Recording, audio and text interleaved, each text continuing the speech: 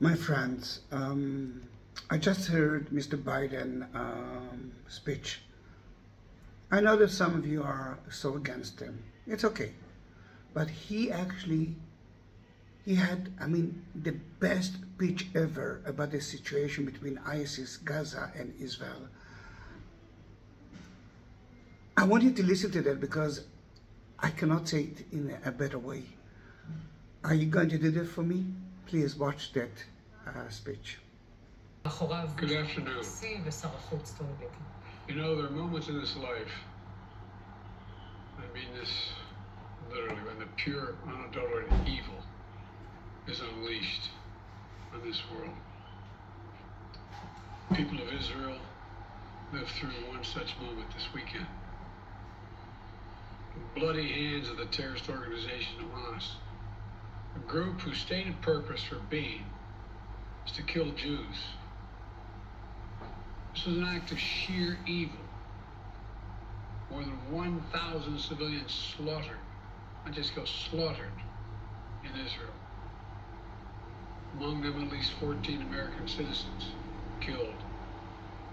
Parents butchered using their bodies to try to protect their children. Stomach-turning reports of babies being killed. Entire families slain. Young people massacred while attending a musical festival to celebrate peace. Celebrate peace. Women raped, assaulted, paraded as trophies.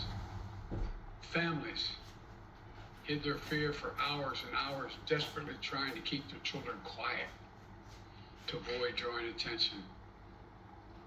And thousands of wounded, alive but carrying with them the bullet holes and the shrapnel wounds and the memory of what they endured. You all know these traumas never go away. There's still so many families desperately waiting to hear the fate of their loved ones, not knowing if they're alive or dead or hostages. Infants in their mother's arms, grandparents in wheelchairs, Holocaust survivors abducted and held hostage. Hostages whom Hamas has now threatened to execute in violation of every code of human morality. It's abhorrent. The brutality of Hamas, these bloodthirstiness brings to mind the worst rampages of ISIS. This is terrorism. But sadly, for the Jewish people, it's not new. This attack has brought to the surface painful memories and the scars left by a millennia of anti-Semitism and genocide of the Jewish people. So in this moment, we must be crystal clear. We stand with Israel. We stand with Israel. We will make sure Israel has what it needs to take care of its citizens, defend itself, and respond to this attack. There's no justification for terrorism. There's no excuse. Hamas does not stand for the Palestinian people's right to dignity and self-determination. Its stated purpose is the annihilation of the state of Israel and the murder of Jewish people. They use Palestinian civilians as human shields.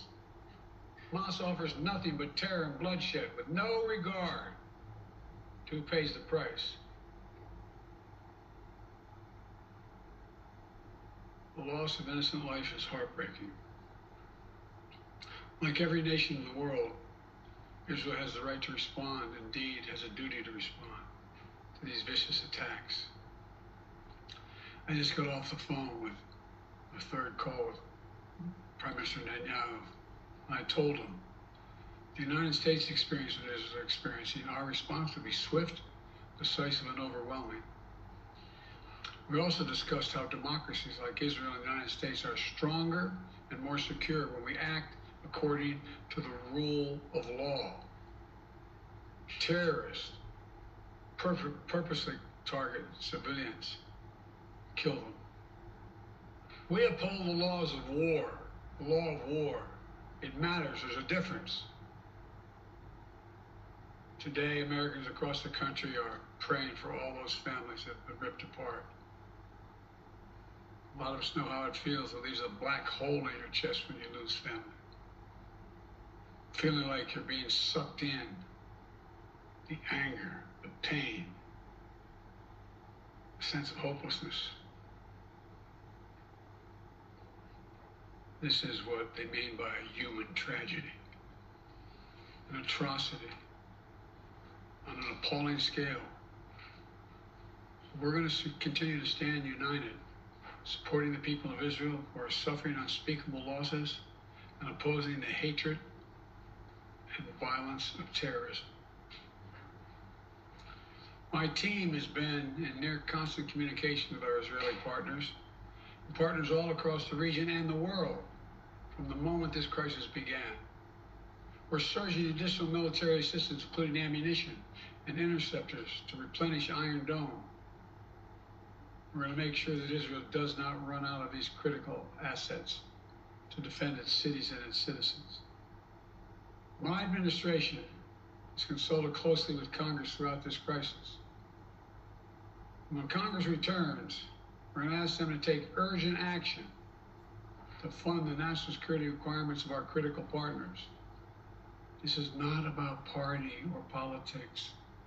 This is about the security of our world, the security of the United States of America. We now know that American citizens are among those being held by Hamas. I've directed my team to share intelligence and deploy additional experts from across the United States government to consult with and advise Israeli counterparts on hostage recovery efforts. Because as president, I have no higher priority than the safety of Americans being held hostage around the world. The United States has also enhanced our military force posture in the region to strengthen our deterrence. The Department of Defense has moved the USS Gerald R. Ford carrier strike group to the Eastern Mediterranean and bolstered our fighter aircraft presence. And we stand ready to move in additional assets as needed. Let me say again, to any country, any organization, anyone thinking of taking advantage of this situation, I have one word: don't. Don't. Our hearts may be broken, but our resolve is clear. Yesterday I also spoke with leaders of France, Germany, Italy, and UK to discuss the latest developments with our European allies and coordinate our united response. This comes on top of days of steady engagement with partners across the region. We're also taking steps at home. In cities across the United States of America, police departments have stepped up security around centers of Jewish life.